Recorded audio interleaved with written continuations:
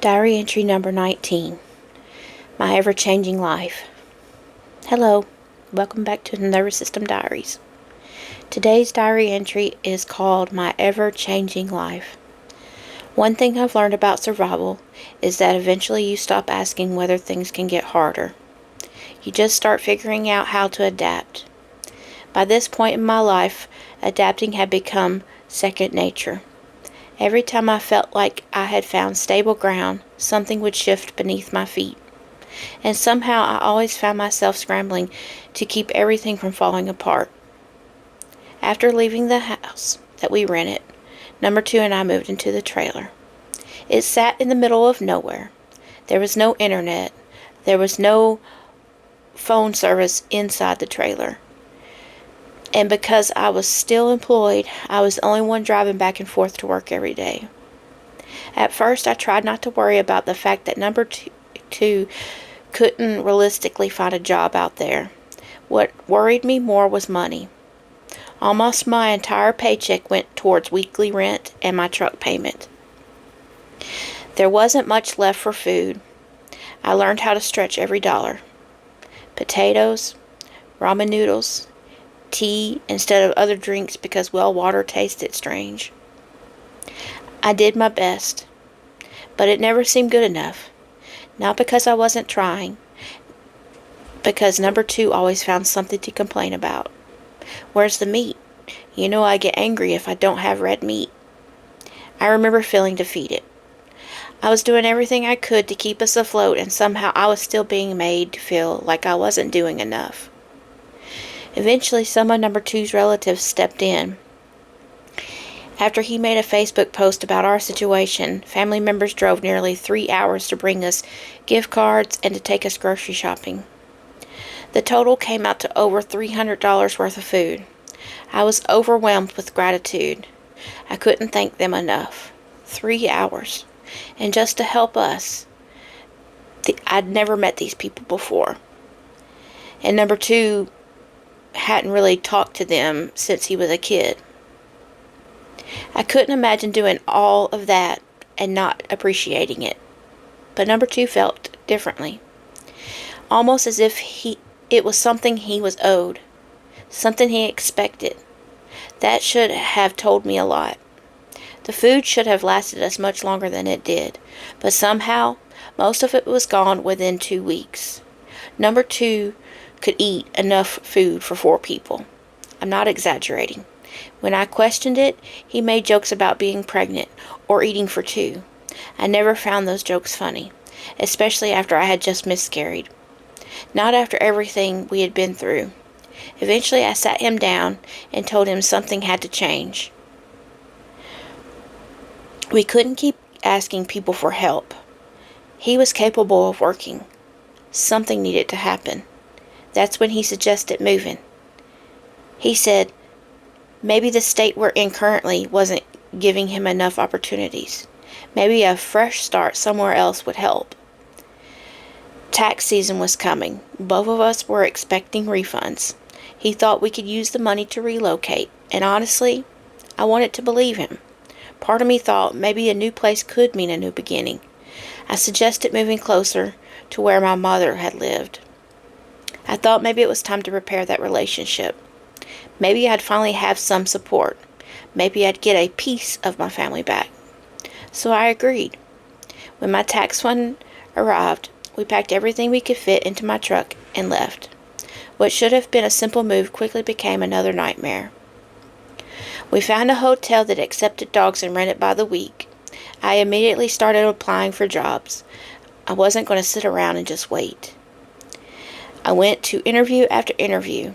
The strange thing was that several employers told me I was overqualified. Meanwhile, there was plenty of jobs for number 2 he could have applied for. But once again, another problem appeared. His identification had expired. Without it, he couldn't get hired. And at this point, every dollar mattered. I wasn't going to spend $60 to replace something he should knew that it was about to expire and had already taken care of that himself. I figured he could use his tax refund when it arrived. Then the rain came. Not normal rain, a monsoon. The parking lot flooded so badly at the hotel we were staying at that I thought I was going to lose my truck and everything we owned. I waded into waist-deep water to move it. It was lightning and it was pouring rain, and I was scared that there was going to be alligators in the water. I was terrified. It was cold. I was scared, but I was determined. Do you think number 2 offered to help? If you guessed no, you'd be right. Looking back, that should have been another red flag. But by then, I had been so used to carrying everything by myself that I could barely question it anymore. A few weeks later, I asked about his tax refund. It should have arrived by then. That's when everything fell apart. Because of his prison history and years of not filing taxes, the IRS had flagged his return for identity verification. The refund wasn't coming anytime soon. We were out of options, out of money, and soon out of the hotel. We ended up sleeping in my truck. At night, we'd park at Walmart. This was back when it was still 24 hours a day, so we could go in and out of the bathroom if we needed to. During the day, we'd spend the time at local parks so Puppy could stretch her legs.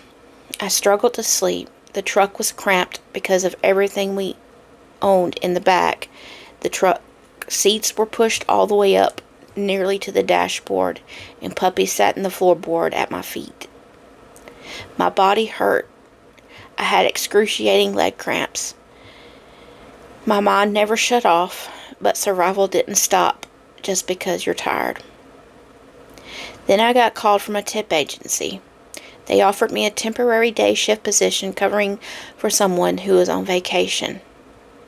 I accepted immediately. I wasn't going to turn down work. Not then, not ever. I'd wash my hair in the park bathrooms, clean up in the sinks, do whatever I had to do to show up looking presentable. While I worked, number 2 stayed with Puppy. Then we would return to Walmart and do it all over again. Some friends stopped in and sent money orders so we could afford a few more nights at the hotel. Because technically we were homeless, number 2 was finally able to get a replacement ID for free. Once he had it, he mailed his paperwork into the IRS. But even that wasn't enough to solve our problems. The money disappeared quickly, and once again found ourselves leaving the hotel. One night, while I couldn't sleep, I discovered a website called Couchsurfing. I sent a message to several people explaining our situation. The next morning, one person had responded. His home had been flooded. He needed help cleaning it. In exchange, he had a vacant rental property that we could clean and stay in. He said it was called Sweat Equity. I remember thinking, what do I really have to lose? So I said yes. We met him, and that very night we moved into the rental. Was it the fresh start I had been hoping for? No, not really. At this point, I wasn't chasing dreams anymore. I was chasing survival, doing whatever I had to do to make it through another day. And unfortunately, this story is still far from over. Until next time, I'm a soft-spoken survivor, and this is a Nervous System Diaries.